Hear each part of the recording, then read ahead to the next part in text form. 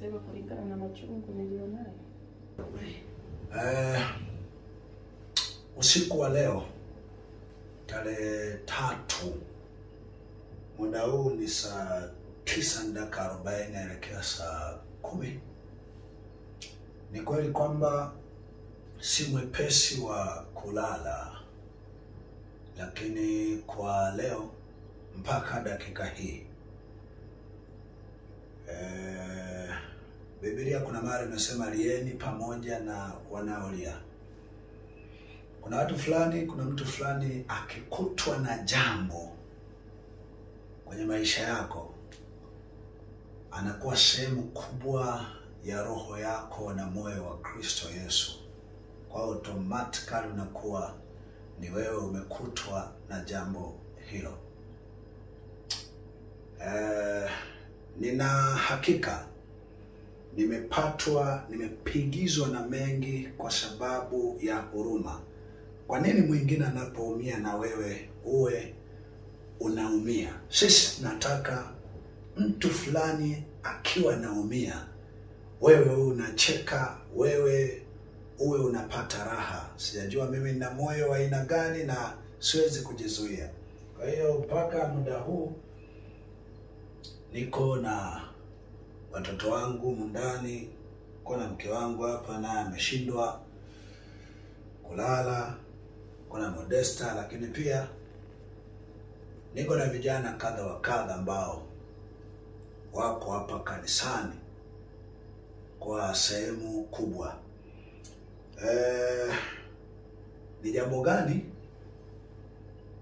Nimetaka tujue kwamba kuna watu duniani ni sehemu kabisa ya mwili, sio roho, sehemu kabisa ya mwili. Unaona kabisa teso lake, mashaka yake ni mashaka yako, maumivu yake ni maumivu yako, kwa sababu ya umuhimu wa mambo kadha wa kadha. Wanaweza kawa wamewahi kujihusisha kwa mwili wa Kristo Yesu, lakini pia wamewahi kujihusisha kwa namna mbalimbali, wakawa faida kwa watu kadha wa kadha. Kwa hiyo usiku huu pana tukio na matukio ambayo yanafanyika mahali fulani. Sitaongea lolote. Kama nilivyo mimi, wakati mwingi nimekuwa nikitoa taarifa kwamba ukiniona nimetokea naongea, ujue nitafika maeneo ambayo nafsi yangu haitakuwa na deni. Yaani nitakuwa nimejua kabisa hili liloongea likinikuta lolote, nafsi yangu haina deni. Kwa hiyo sijataka kufafanua ni kwa nini, lakini wewe jua tu usiku huu wa tarehe 3, sasa inaelekea saa 10 alfajiri, nipo, wangu yupo, binti yangu hapo Modesta, na vijana wangu kadha wa kadha wapo wametulia. Otherwise utakuja kufafanua vizuri wakati mwingine ni kwa nini mpaka kuna kucha siku kama hii ya leo havilaliki. Asante kwa kunisikiliza. Yatoshe hivyo na yabaki hivyo. Sijua kama kina Kajovile wanala kuzoa. Tunala kusema mzee. Mioyo yetu tayari iko kwenye fedhea na maumivu, maswali mengi. Kwa hiyo ukiongea wakati kama huu naweza tukaribu. Kwa hiyo natosha uliongea.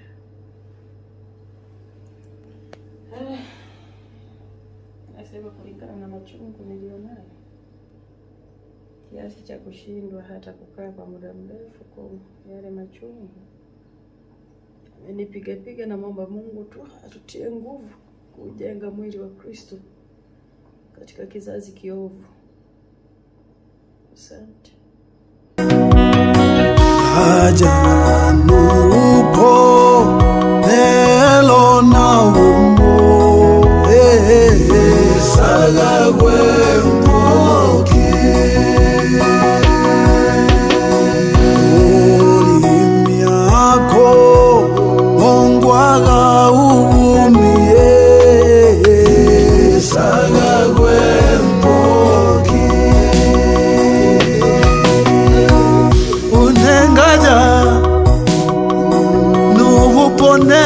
na bumo tata salagwe mpoki loli myako mongwaga umi baba salagwe mpoki apona subire une asubire une asubire une alori alori mire loba ingesa kumyako isagae salagwe poki asubire une asubire une asubire une asubire baba nyambirila nyambirila kumyako isagae